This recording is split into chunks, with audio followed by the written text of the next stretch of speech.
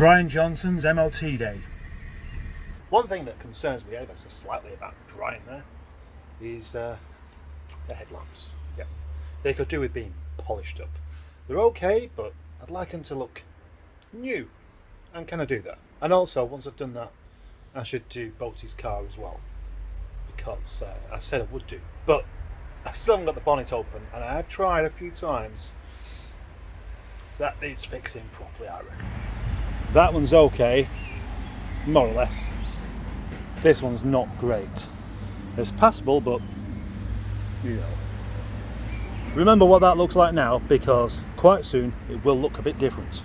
So, MOT for Project Brian Johnson.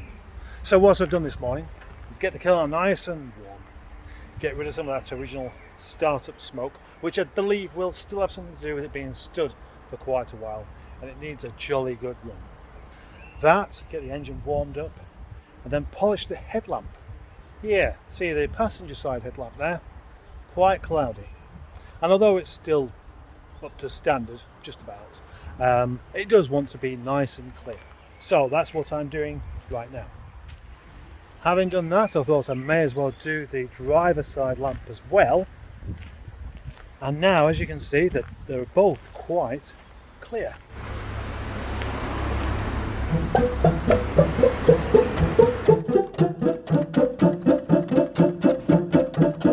And of course, Brian got a pass on his MOT, which is the news I was expecting. Dinosaur's still fluffy.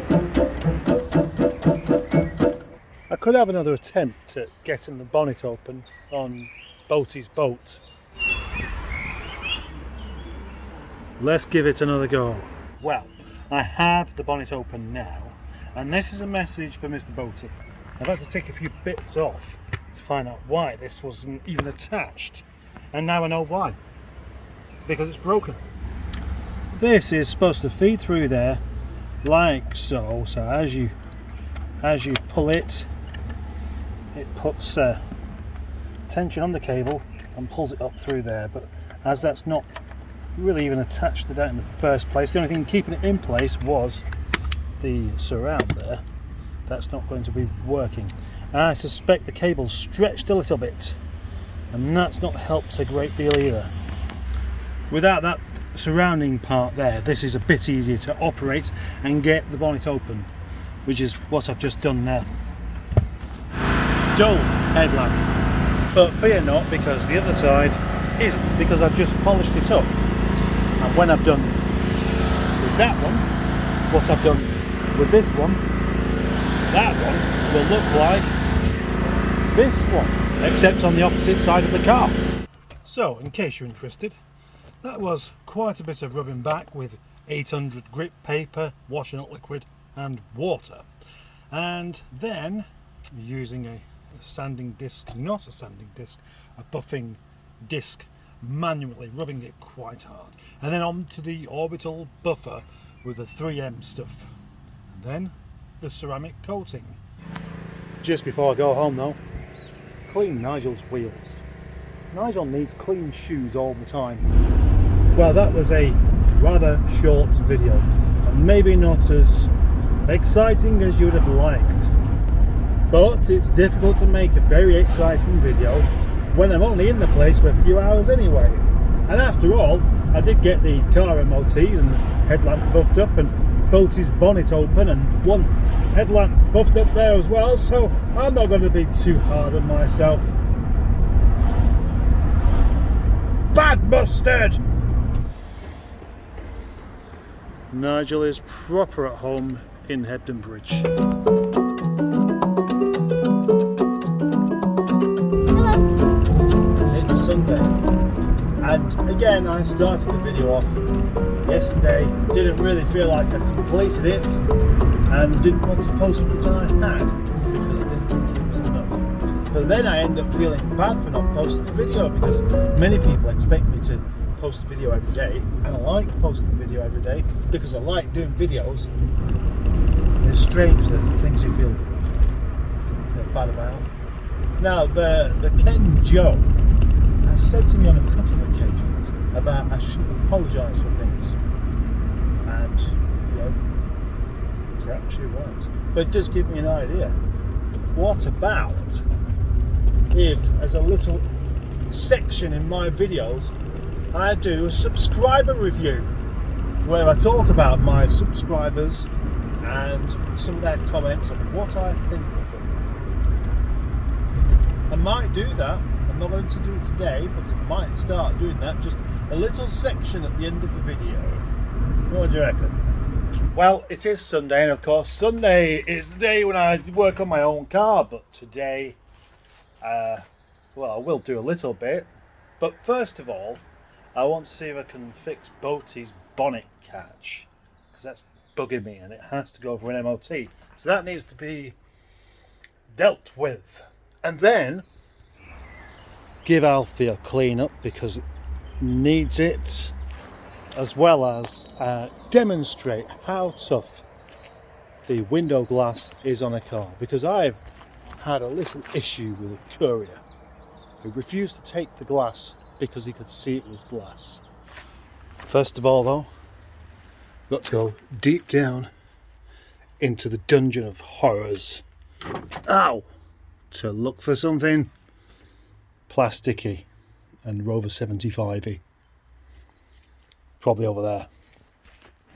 Before any more of that though, I've got to do a little jobby on Project Amy there, because as I've said, the car's going for parts, and I've already sold the gas struts off the back, which makes this next job just a little bit tricky because I've got to rely on the old wooden gas strut, which contains no gas.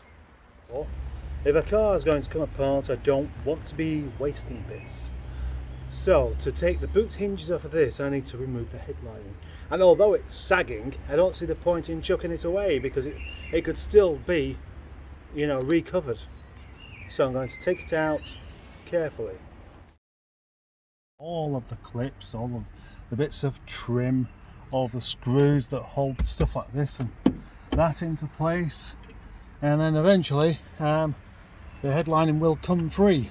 As you will no doubt know, the build quality on the R8 is excellent, so everything is bolted together with bits everywhere. They really did put these things together properly. Oddly enough, I saw this book in one of the cheapo bookshops a few years back of cars of the 90s, and the R8 was in there. It didn't mention it being an R8 or anything, it just said Rover 200. And one of the things it said about it was quite a good car, but it was no match for its competitors' build quality. like Ford and Vauxhall. That really did amuse me an awful lot.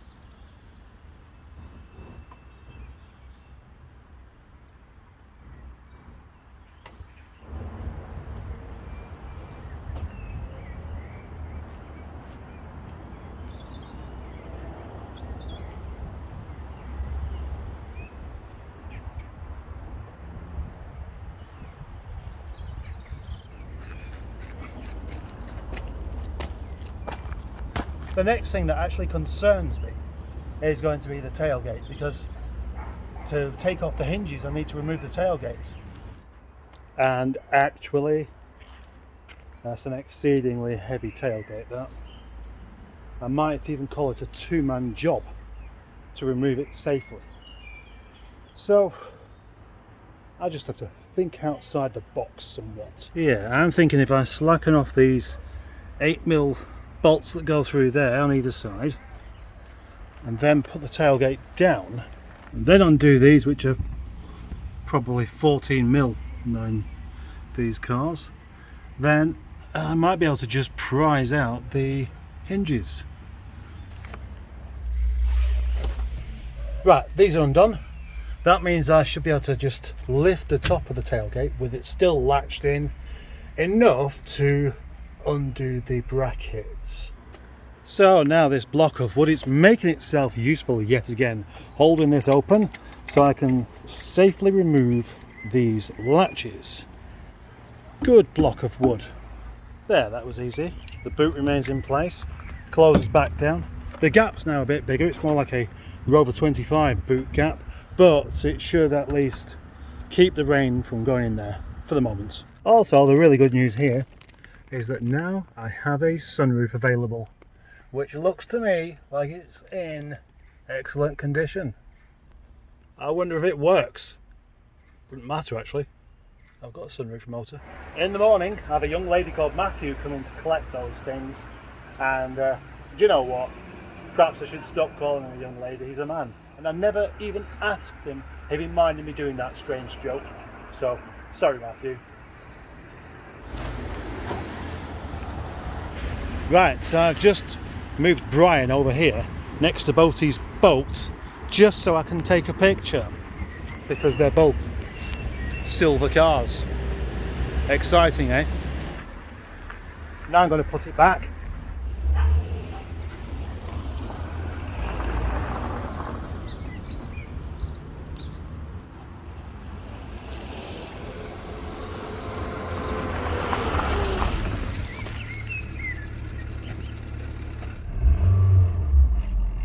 My plan for this car next then is going to be to use it. Yep, as from next month I shall tax it and run it around for the whole month, at least until I know for certain that the car is good. Well, actually I already know it's good. It's got a new MOT. It's completely solid underneath. Everything's good about it. It's a good little silver Rover 25. A lovely little Rover 25 that anybody would be proud to have, so long as they wanted one, that is. What I actually mean is just run it around, make sure there's nothing just about to go wrong with it or anything like that. Well, what could go wrong? It's not going to fall apart, is it? And the tyres aren't going to suddenly go bald. But I do need to check over the engine, because that's the bit that, you know, I worry about with any car. I sell a car on, and then I worry about whether it's a good car for that person or not. Gosh, that was a bit waffly, but what I actually mean is that if I do 500 miles in this car without any issues, if that smoky stuff goes away, then I'll be happy that I can sell it on knowing it's a good car, and I can ask a decent, honest price for it that will keep Project Nigel Land in business. Yep. Now, on to Boaty's boat. Open up now. What am I going to do with this? Well, Mr. Boaty, I can tell you one thing. I've cleaned this wheel. You can't see it there because it's too dark. Why has it gone so dark? Why has it gone so dark? But the unfortunate thing is I don't have a spare one of these. And that's missing something, which is why it wasn't working in the first place. But the bonnet does open, but how many more times can you do it with a pair of pliers before this starts to really fall apart and then you need a new cable? The car all seems to be in very good shape besides that bonnet thing and that other headlamp, which I could polish up now, or I could leave for Boaty to do. Yes, if you're coming around tomorrow, you wanted to get involved, let's have the first episode of teaching Boaty a thing or two. The first thing I would say is that if you want to polish your headlamps up, you do need things like sandpaper and buffing gear and stuff. It's no good just buying a tube of toothpaste and expecting that to work. It's not. These life hacks are completely useless, and they're just there for somebody to make some stupid bleeding meme about how clever they are, whilst also proving they're not. Now, I'm about to show you a part of the yard that I can honestly say you've never seen before, and that is here. You've never seen it before because this is just stuff from other old cars that I no longer have anything to do with. And if we look down there, you can see Max. Here.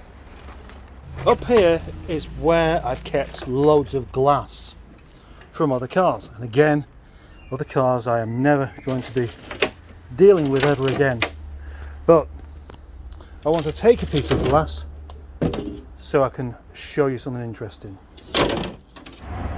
That is a piece of door glass from a Honda Jazz. You didn't know I had one of those, did you not? And the thing is, maybe you even want one. But by the time you see this video, it may well be too late. Last week, I sold a piece of glass from a Rover 75, and the chap wanted it posted. So, fair enough, it can be posted.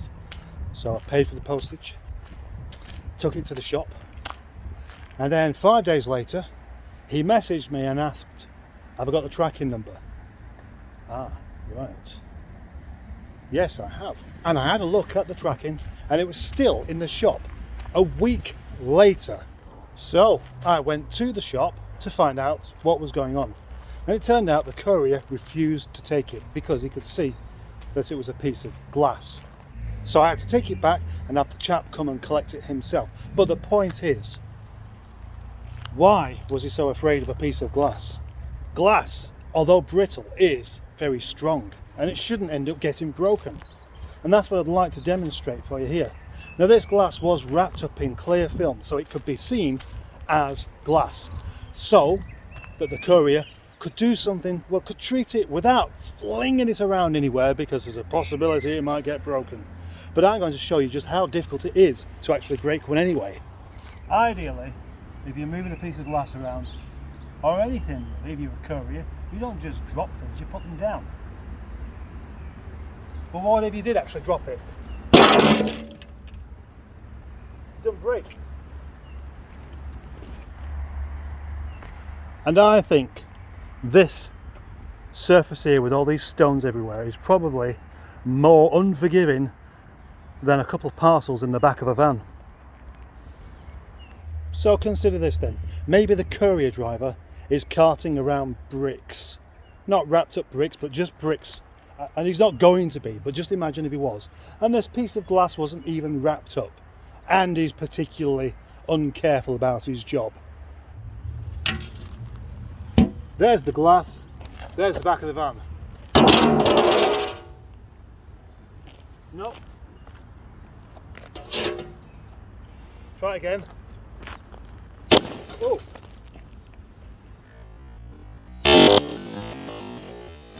Oh. So you see the point.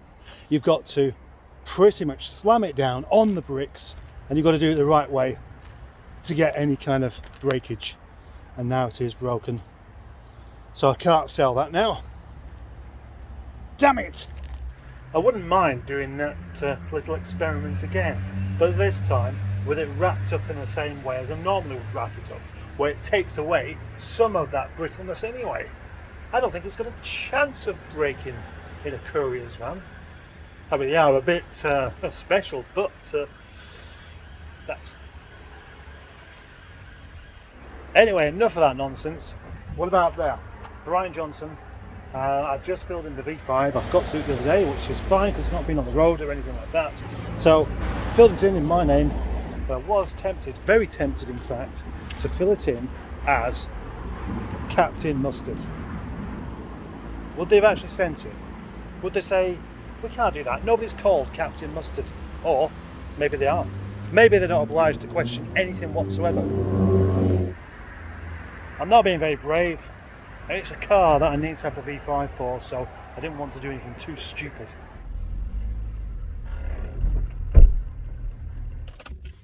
And so we reached the end of the video. Almost.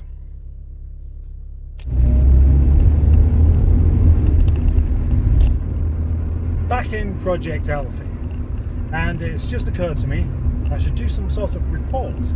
A 2040 mile report.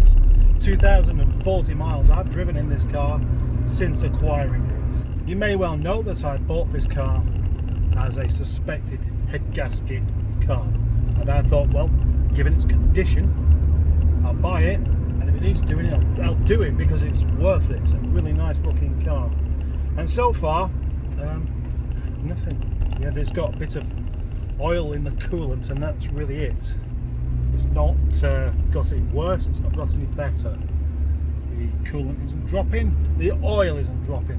The car still drives absolutely superbly.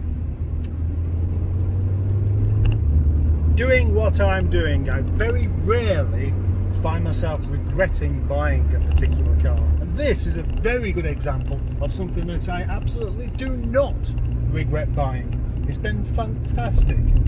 2,000 miles and it's just been spot on. The aircon works, the body is super tidy, it's had its MOT, and what more could I want?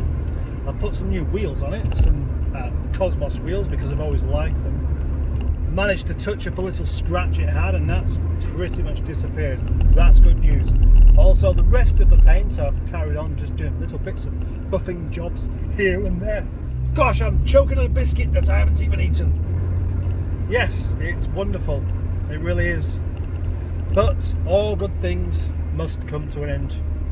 Well, they don't have to do, but this one will do, because I am very soon going to put it up for sale. Next month, I'm going to use that other car, what's it called? Brian, as my daily car. And around that time, I shall put this one up for sale. Okay. That's... oh gosh, that's a big pothole. That's all.